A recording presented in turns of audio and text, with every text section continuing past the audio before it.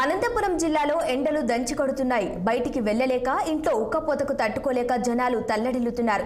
సాధారణ ఉష్ణోగ్రతల కంటే 3 డిగ్రీలు అదనంగా పెరుగుతుండటంతో డాక్టర్లు హెచ్చరికలు కూడా జారీ చేస్తున్నారు. మధ్యాహ్నం నుంచి సాయంత్రం 6 గంటల వరకు అత్యవసరమైతేనే తప్ప బయటికి రావద్దని సూచిస్తున్నారు.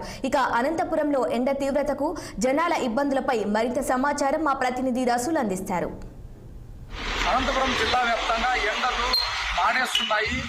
ఉదయం 8 గంటలు దాటిన తర్వాత ప్రజలు బయటికి రావాలంటే ఎండ వేడిని తట్టుకోలేక చాలా రకాలైనటువంటి ఇబ్బందులు ఎదుర్కొంటున్నారు. ప్రధానంగా రహదారులపైకి వస్తే ఎక్కడ ఎండ వేడికి గురయ్యి వడదెబ్బ కొడుతుందో అనేటువంటి విధంగా భయప్రాంతులు చెప్తున్నారు. ఇళ్లలో కూడా పూర్తి స్థాయిలో రేడియేషన్ పెరిగిపోయింది.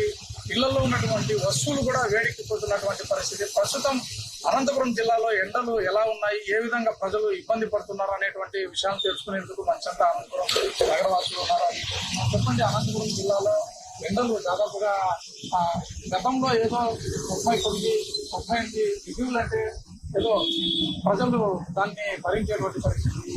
40 డిగ్రీలు కూడా దాటుతుంది. ఎలా ఇబ్బంది? అనంతపురం నగర పరిస్థితి చాలా దారుణంగా రెడీ అయింది.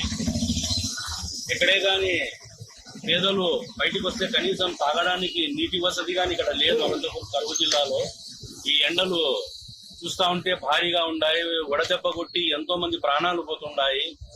ఇప్పుడు మా కర్మని ఈ ఎలక్షన్ కోడ్ వచ్చి చలివేంద్రాలు కానీ ఏ పార్టీ ద్వారా కానీ పెట్టే కానీ పర్మిషన్ లేదు. ఏదైనా పార్టీ వాళ్ళు వాళ్ళ ఉలికిని తాచుకోవడానికి చలివేంద్రాలు పెడతా ఉంటారు. ఇప్పుడు ఎలక్షన్ కోడ్ ఉంది కాబట్టి ఆ చలివేంద్రం కానీ ఎవరు పెట్టలేదు. అంటే దాహానికి నీళ్లు చిక్కగా ఏదో అరబ్ లో అప్పట్లో ఎప్పుడు జరిగిందంట నీళ్ల కోసం యుద్ధాలు అవి ఇవి. ఇప్పుడు అనంతపురం జిల్లాలో ఆ పరిస్థితి మాకు దాపరించింది. ఈ ఎండలకి తట్టుకోలేక సామాన్యులు అల్లాడిపోతున్నారు. ఆ దేవుడి అందరికీ కరుణించి ఈ అనంతపురం జిల్లాకి వర్షాలు కురిపించి ఏదో తాగడానికి నీటి వసతి కల్పిస్తే బాగుంటుందని మేము కోరుకుంటున్నాము.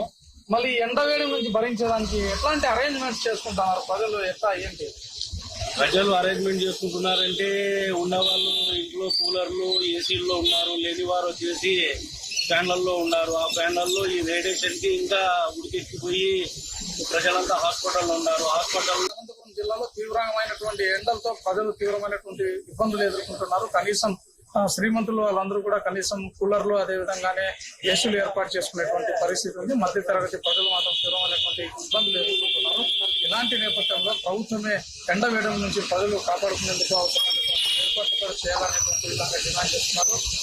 అంతేకాకుండా కనీసం ఎన్నికల కోడ్ నేపథ్యంలో రాజకీయ పార్టీల నేతలు కనీసం చలివేంద్రాలను కూడా ఏర్పాటు చేయలేనటువంటి పరిస్థితి ఉంది. కాబట్టి ప్రభుత్వం లేదా స్వచ్ఛంద సంస్థలే స్వయంగా చలివేంద్రాలను ఏర్పాటు చేయాలి.